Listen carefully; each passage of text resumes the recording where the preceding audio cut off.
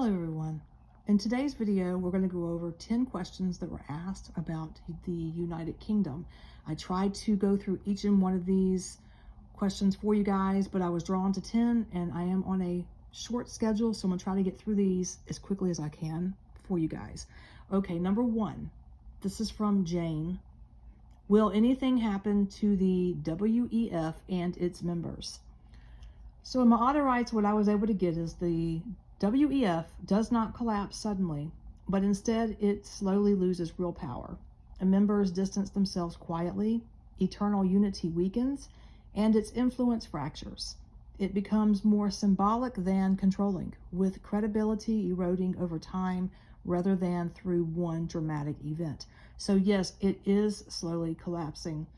I say there's a 2.5 year arc there where it will collapse, but right now it's in the early stages of showing cracks.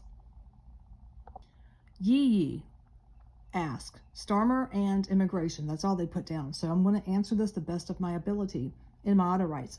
Starmer is trapped between public pressure and legal limits. Immigration policy becomes inconsistent.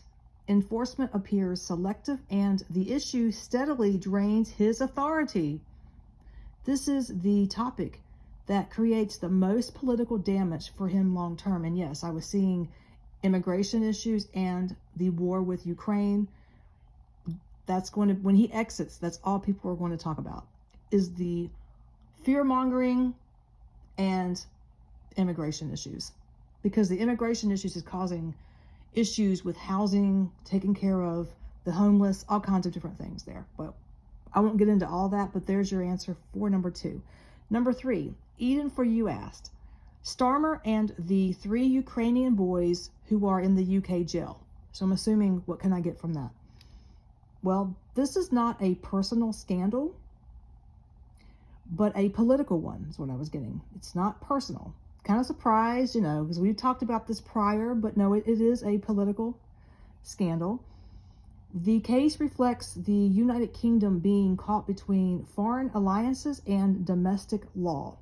The situation is handled quietly to avoid diplomatic fallout from Ursula and other people. Okay, so these 3 Ukrainian boys that did this, they're being protected to some degree with legal ambiguity rather than criminal intent at the center. So basically, they're going to get some short jail time, and they're going to be released right back into the streets of the UK. Sorry, but that's what I'm being shown. Okay, number 4 from Diane. Rumors of the White Hats. Do they exist? And what are they really doing? Well, that's a good question. Yes, the White Hats do exist, but they are not a single organized group. They operate quietly as insiders, auditors, and whistleblowers, believe it or not. Their role is to slow agendas, expose corruption gradually, not fast enough when it comes to Starmer, but okay, and document wrongdoing, not to overthrow systems or stage dramatic rescues. So there's good and bad with the White Hats. Moving on to number 5 from Andrea, or is it Andrea? What is Canada's relationship with China? What is Canada's relationship with China? Okay, well, it is a transactional and it's very cautious. Canada cooperates economically while remaining politically distrustful. There is public tensions that do exist, but quiet negotiations continue behind the scenes.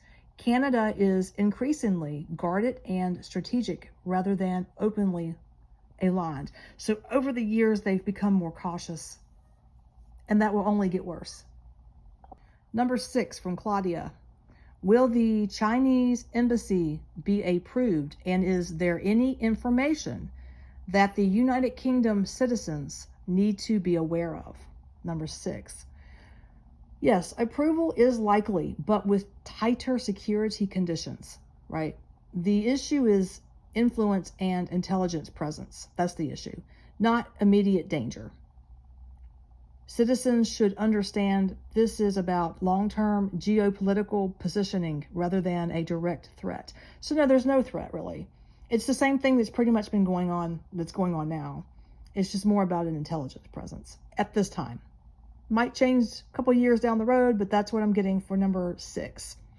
Okay, Claudia, for number 7, Rupert Lowe, R-U-P-E-R-T, Lowe. And I think I've answered this before, but, and his potential to become Prime Minister for the United Kingdom. Well, for the number 7, there's a, okay, because everybody's very skeptical on who's going to replace Starmer, so I'm very cautious. It is unlikely for him, to be honest. I'm getting more of a no. However, he has a strong influence potential. He represents anti-establishment pressure and can shape policy debates, shift public sentiment, or acts as a power broker rather than a final leader. So he has a lot to bring to the table, but he will not actually hold power as the Prime Minister of the UK, allegedly. Okay, Julie, number 8 for you. What are med beds? Do they exist? Good question. Well, they do not exist as miracle healing devices for the public, meaning you and I. However, advanced regenerative and AI-assisted medical technologies do exist in the elite circles, military, and experimental settings. Okay, so these are tightly controlled and not publicly available or curable in the way rumors claim. So for you and I, you might as well say, no, they don't exist. We'll never get to use them. Maybe down the road that could change, but in the next couple of years, it is still underneath the experimental phase. Number 9, Miss Deborah, will the UK be going to war? And if so, will the UK be doing conscription? I believe I said that right. Got a lot of information channeled for that question. And I'm going to share a little bit of astrology and what I was getting. Astrologically, yes. The answer is yes, but listen, hear me out. But this is not a full-scale national war. The UK enters a period of indirect and managed conflict, mainly through alliances, proxy, of course, and external obligations. You know, supplying money for the country, you. This shows up as proxy involvement, strategic escalation, and increased military commitments abroad rather than war on British soil. So the strongest war indicators appear from late 2026 into mid 2027. Pressure begins quietly in the late 2026ish, like around November or so. But 2027 is when decisions escalate and reality becomes real. So again, this is not primarily boots on the ground. This is a hybrid war. And I think I mentioned hybrid before, and I was getting that with my spirit team as well. Hybrid war with the strongest emphasis on economic and strategic warfare, not mass combat. So it's not going to be bombs, and this is more economic. I want to mention this with caution. I heard this very clearly. Around this time frame, I'm hearing Starmer's replacement becomes unavoidable.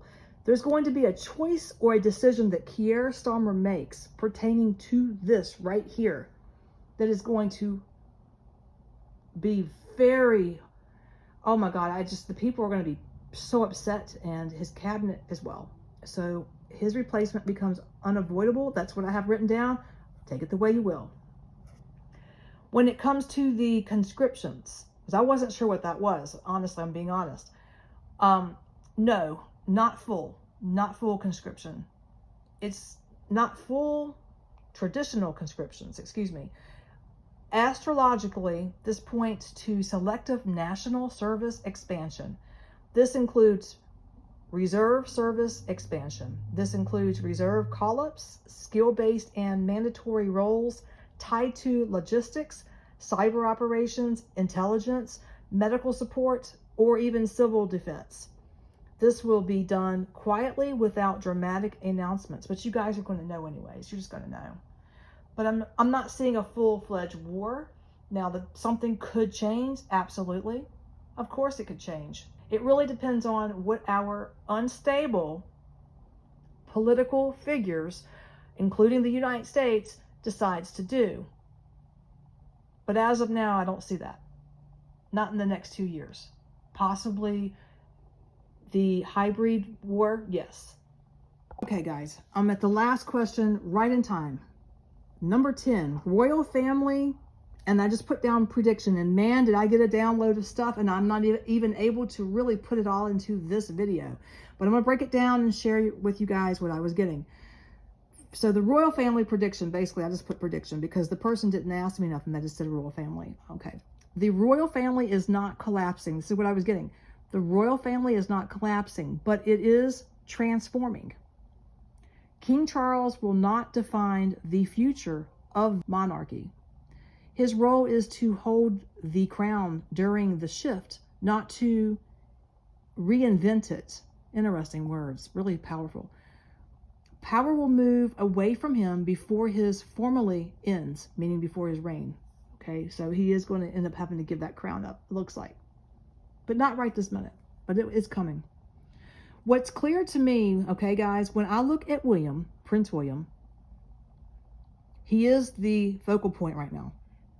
William inherits.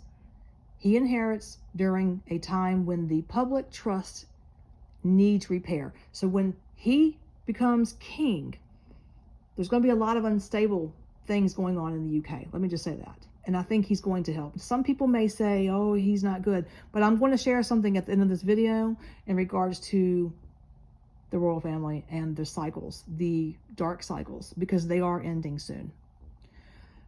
His reign is not about expansion. It's about reduction. I'm talking about William, okay?